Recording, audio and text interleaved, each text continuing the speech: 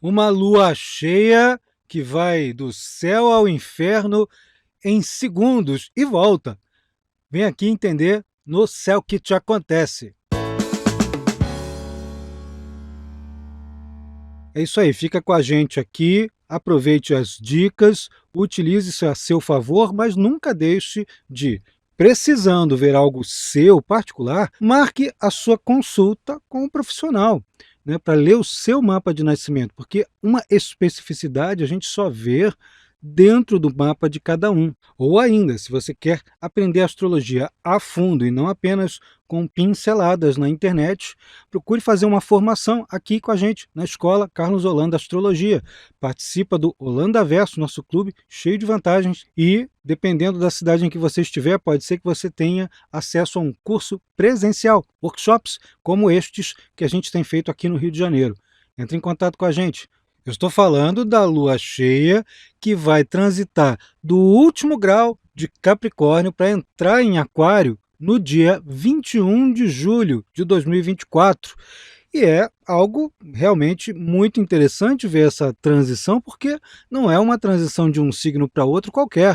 Estamos falando de uma conjunção que a Lua faz com o Plutão, o que é sempre algo muito intenso, passional, ao mesmo tempo obsessivo, provavelmente compulsivo. Por um lado, poderosamente regenerador, que pode ascender a uma condição muito favorável, muito lúcida, muito consciente.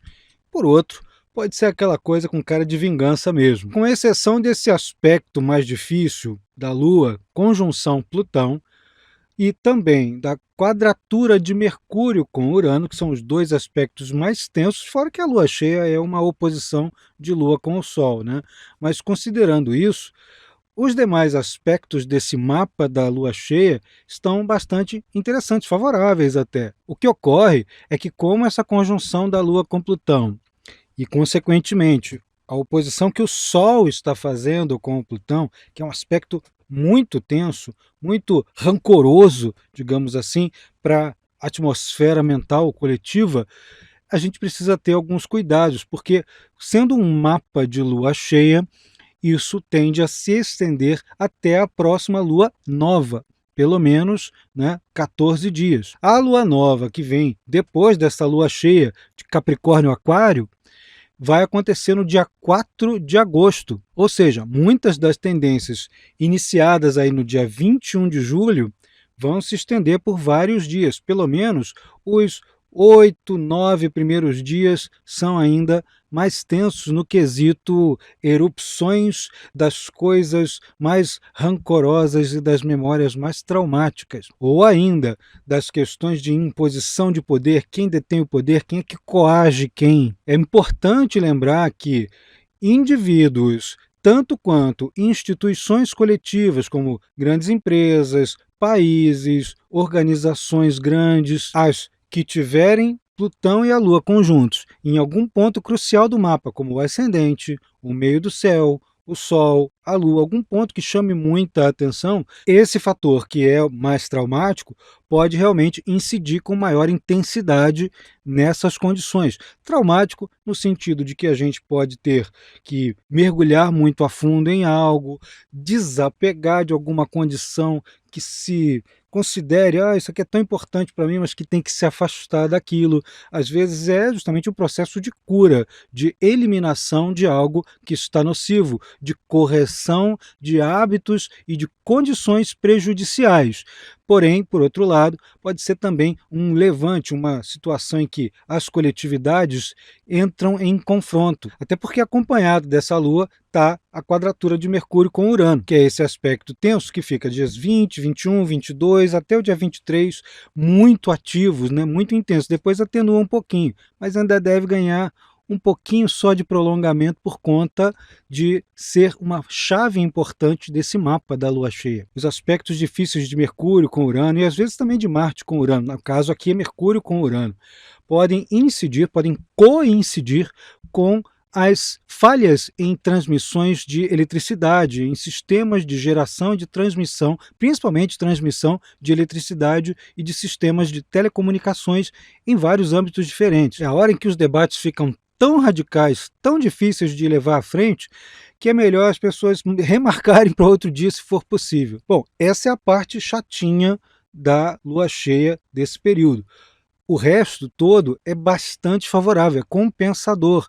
A gente tentando se inclinar um pouquinho por esse outro lado, as coisas começam a se arrumar um pouco melhor. Para se ter uma ideia, também nos dias 20, 21, 22, 23, até se estendendo um pouquinho até o dia 24, Vênus faz um sextil, um bom aspecto de 60 graus, um arco de 60 graus com Júpiter. São os dois planetas benéficos, Vênus em Leão e Júpiter em Gêmeos. O aspecto só não está assim com aquela força toda, porque Vênus em Leão não tem potência simbólica assim, tradicional.